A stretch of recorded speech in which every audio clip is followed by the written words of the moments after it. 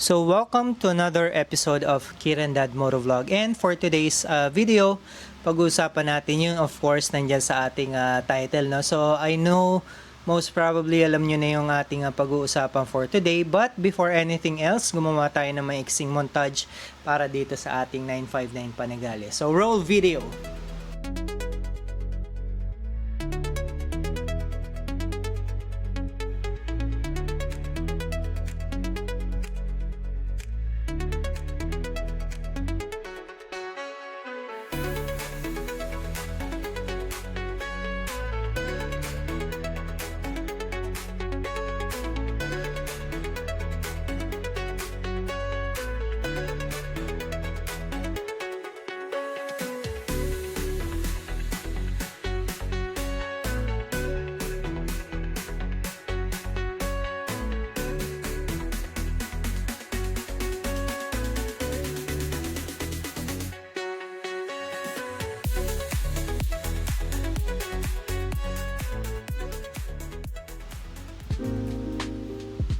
Okay, so balik tayo sa ating topic.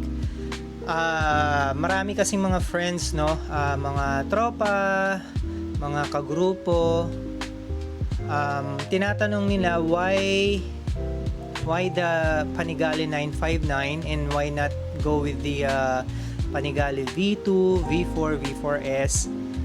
And of course, syempre mas magaganda yung bike na yun, no? Mas modern, mas maraming tech, mas maraming rider assist, mas malakas yung mga makina. But the simple and the short answer is budget. Yan. So hindi naman po lingid sa kaalaman ng ating mga friends, mga tropa, mga kagrupo sa MC community na hindi naman po tayo ganun ka well off. So yung mga gears na nabibili natin, yung mga pang-upgrades natin sa ating motor, nagsimula tayo sa mababang model, trade and then ipon, trade, ipon, trade, ipon hanggang makarating tayo dito sa current bike natin, which is yung Panigale 959. So pinag-iipunan lang natin ng malala yung mga ginagastos natin sa pangdagdag, and most of the time sinusuportahan din tayo ng ating wife dun sa mga ginagastos natin dito sa ating hobby na ito. So yan, shout out dun sa wife ko na napaka-supportive. And hindi tayo pinagbabawalan, hindi tayo pinagdadamutan sa luho natin, no? So ayun, anyway, si Panigale 959 at si V2, sobrang dami nilang similarities, no? So sa engine pa lang halos same sila, with some improvements of course dun sa Panigale V2 since mas modern yun. Pero parehas lang sila 955cc, and then ang mga differences nila is naka single sided swing arm si V2, naka TFT display, ano pa ba, yung fairings iba na, yung mukha iba na, yung tail iba na, tapos may ano na rin, no, may mga improvements na rin dun sa rider aids, and yung pinakamalaking improvement nun is yung 6-axis IMU. So dun sa mga nagbabalak bumili ng Panigale 959, yun yung pinakamalaking consideration that you have to take into kasi napaka-importante niyan, and for some deal breaker talaga yung 6-axis IMU. Well, for sa akin deal breaker din yung 6-axis IMU, kaya lang yun nga, wala rin tayong magagawa kasi currently we don't have the budget to go with the V2, and mag-iipon pa lang tayo, no? Pag-iipunan pa lang natin yan, and hopefully someday makakuha rin tayo ng V2. But for now, sobrang saya ko dito sa Panigale 959, and hindi ako nagsisisi, no, not even a tad bit of regret na nararamdaman natin para dito sa 959. I'm very very satisfied and very very happy na nakuha natin to. Tagal na natin pinapangarap tong puti na Panigale, and sobrang thankful ko na nakuha na natin siya. Now, bakit nga ba tayo nauwi dito sa 959 Panigale? Yan. So, ikikwento ko lang na mabilis yung history kung bakit nakuha natin to 959 Panigale. Now, yung ZX10R natin, sobrang satisfied na rin natin dun. And pangatlong ZX10R natin yun. So, doon pa lang makikita mo na talagang isa sa favorite ko yung ZX10R. However, nagkaroon tayo dati ng Panigale 899, which is sobrang paborito natin, and sobrang saya ko talaga doon sa bike na yun. However, yung nakuha nating unit is medyo may issue, and for the span of 3 months of ownership dun sa 899, parang mga 3 beses siyang nasira. Yung pangatlo, medyo close to major issue na, no? TPS. So every time na full throttle natin siya, bigla siyang pag sarado mo ng throttle and then ito-throttle mo na ulit siya, wala na yung response ng throttle, na nag-deactivate yung throttle niya. So napaka delikado, lalo na pag nasa expressway, na mabibilis yung kasunod mo and then mawawalan siya ng power. Umaandar yung makina, no? Umaandar lahat. It's just that biglang mawawalan ng response yung kanyang throttle. So napaka-delikado kasi pwede kang masalpok sa likod ng mga kasunod mo, lalo na kung mabibilis. Now, yun yung naging issue niya, and then pinost na natin siya. We have to let it go kahit na sobrang lungkot natin. Actually, yun yung pinakamalungkot na naging feelings natin, no, na nagpakawala tayo ng unit. Sobrang hinahanap-hanap ko yung unit na yun after na ma-dispose natin. Pinost natin sa marketplace, and then may isang buyer, si Samuel, ayan, naalala ko pa yung pangalan niya, no, na he asked me if pwede kami mag-trade with his Triumph Street Triple 765, and sobrang sariwa ng bike. So talagang natuwa rin ako, and at the same time sabi ko nga, sige, just for the sake of peace of mind, kasi ayaw ko na masakit na yung ulo ko doon sa 899, pinakawala natin. But of course, naka-disclose yun. Sinabi talaga natin dun sa description sa post natin sa marketplace na na may issue talaga yung bike, and willing si Samuel na i-handle na lang yung issue. So sabi niya siya na lang ang magpapagawa, and pumayag na rin tayo. So long story short, nakuha natin yung Street Triple 765. Now, fast forward, yun nga, dahil sobrang natuwa tayo dun sa 899. Actually, pagka nirank natin, no, sa lahat ng mga naging bikes natin, I would place the Panigale 899 at the top, number 1. No questions asked. Sa performance, sa looks, sa character. So, number 1 talaga yung 899. And then, I would place the ZX10R pangalawa doon sa 899. So yun, sabi ko, nagbabrowse ako sa Facebook, and then I saw this posting. Ito nga, tong 959. So hindi na ako dalawang isip, minessage ko yung nag-post, and then nakipag-usap ako, and then kala ko nga hindi na natin makukuha tong 959, no, kasi nung minessage ko yung nag-post nitong unit na ito, sininya, and then 2 days na hindi pa siya sumasagot, no. So sabi ko, baka hindi interested na makipag-swap, so hinayaan ko na lang. And then after 2 days, sumagot siya, and then he told me na payag daw siyang silang makipag-trade. So turned out agent pala yung nag-post, and then pinatch niya ako dun sa totoong owner, and then gumawa sila ng GC, kaming tatlo, and then nag-usap-usap na kami on the terms. So ayun, nagdagdag tayo dito, medyo hefty rin yung dinagdag natin, no? But sabi ko hindi na ako nagdalawang isip kasi talagang pangarap ko talaga tong white na panigale, specifically white na panigale. And then nung nakita ko yung ano niya, no, yung description, 2,500 odo, sabi ko wow, shit, sabi ko pag nakuha ko yung bike na yun, parang bumili ako ng brand new, parang nag-shopping ako kay Access Plus, inuwi ko. And then not to mention yung mga upgraded parts na nakalagay. So yan, ipapakita rin natin para may idea kayo doon sa sinasabi natin. Naka Zard siya na under seat exhaust, which is sobrang pangarap natin matagal na, no.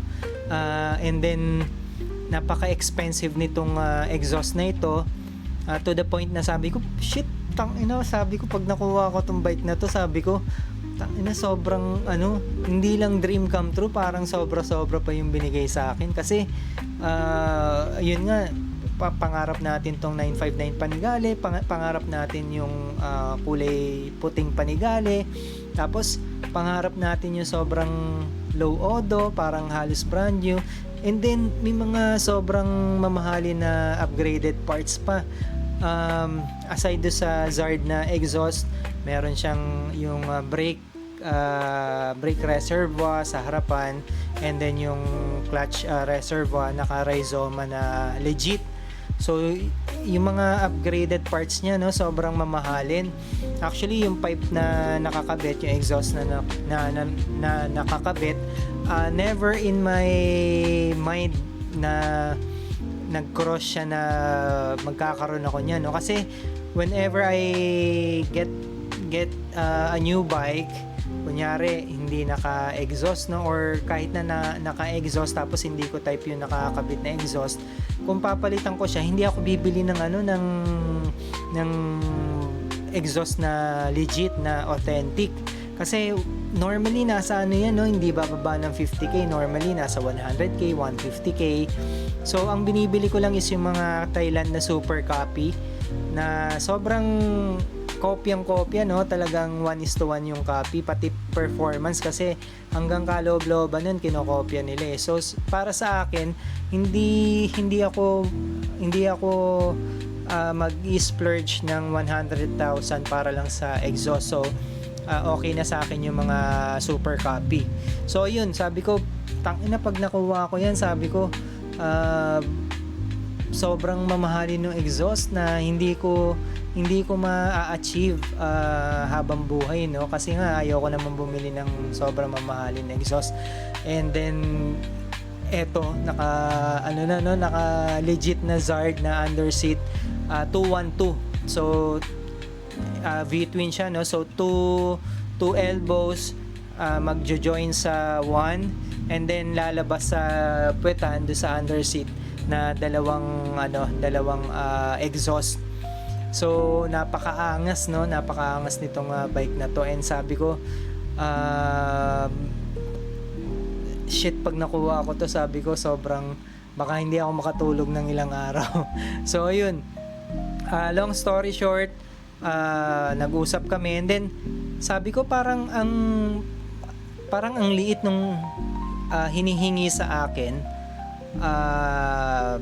Ayun, sasabihin na natin, no, para hindi na rin secret, and at least may reference kayo kung ano yung sinasabi natin, kung maliit o malaki. Pinagdadagdag niya ako ng 100k, and then nung binanggit na 100k, no, with all that upgrades, with the very low odo, yung goma niya, which is Diablo Super Corsa SP, brand new, yung sa atin ubos na, palitin na, no. Sabi ko 100k, sabi ko parang binayaran ko lang yung mga nakakabit na upgrades diyan. Actually sobra pa dun pa lang sa exhaust. Parang parang walang kwenta yung 100k na hinihingi sa atin. So sabi ko, naglalaro sa isip ko, no, na hindi kaya scam to, kasi nung chinek ko yung profile nung may-ari talaga, wala siyang kaibigan na member ng MC community ng Marilaki. Normally kasi 'di ba yung mga seller ng mga big bikes na ganyan, they have a big network sa MC community. Wala kahit isa. Sabi ko, hindi kaya scam to? Sabi ko baka mamaya may pagkita tayo, tapos mamaya lang pala to, yung mga nangunguha ng bike, tatangayin yung bike, tapos pati yung pera, kasi syempre alam nila na may dala-dala tayong 100k, no? So I was very cautious, and pinapa-vouch pa nga natin, nag-post tayo sa Facebook na pinapa-vouch natin. Walang nag-vouch. Ay hindi, may isa pala, si brother EJ Tan. Yan, so nag-message si EJ Tan sa akin, sabi niya nakakuha daw siya ng Vespa dati doon, and legit naman daw yung seller. So ayun, medyo gumaan yung loob natin, no, and lumakas yung hope natin na makukuha natin yung bike talaga. So ayun, pinuntahan natin taga Pasig, and then gabi. So even after vinouch ni EJ Tan, syempre very cautious pa rin tayo, no? Hindi rin natin alam, baka mamaya ginagamit lang yung account na yun, and then pinapainan lang pala tayo na pumunta dun, and then yun nga, kukunin yung bike natin and yung pera natin. So pagpasok namin dun pala sa labas ng sa mismong area, medyo sketchy, no? So hindi siya yung area na maayos. Hindi ko naman sinabi magulo, no? Pero hindi siya yung area na sasabihin mo, may nagbebenta ng magagandang big bikes dito, mga mamahali na big bikes. So anyway, sabi ko, tangina, sige, sabi ko, dahil gustong gusto kong makuha yung 959, pasok kami sa looban. And then doon sa bungad ng subdivision, wow, pang mayaman na subdivision yung harapan, no? Gated, may security guard, napakahigpit, no? So sabi ko, medyo gumagaan yung pakiramdam ko na and lumalakas yung hope ko na legit siya and makukuha natin to 959. So yung pagpasok natin doon sa subdivision, dumiretso tayo doon sa spot na sinabi niya na puntahan natin, and then nandun na siya, nilapitan na tayo, and then yun, nag-usap kami, chinek ko yung bike niya, chinek niya yung bike ko, tinesting ko yung 959, tinesting niya yung ZX-10R, and then we went on with the deal.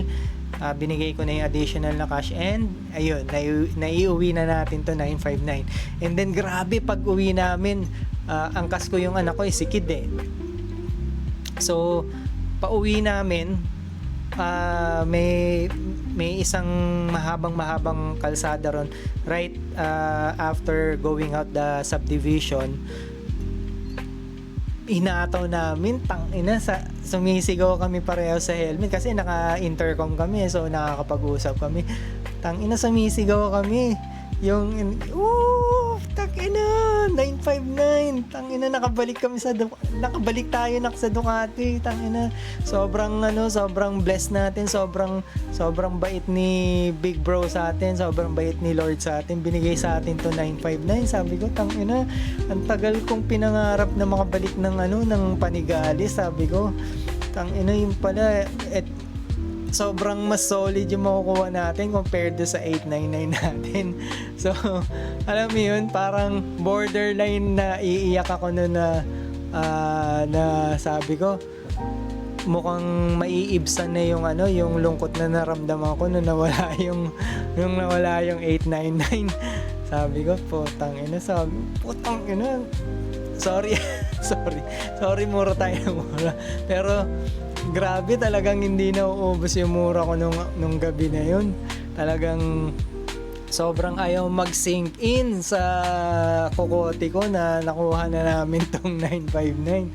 And ayun, sobrang pasalamat ko na sabi ko nga, everything was just a detour that leads to a more beautiful and a better destination. So yun nga, binigay sa atin ni Lord itong 959 Panigale. And I think it's gonna be for keeps na, since yun nga napakabata nito.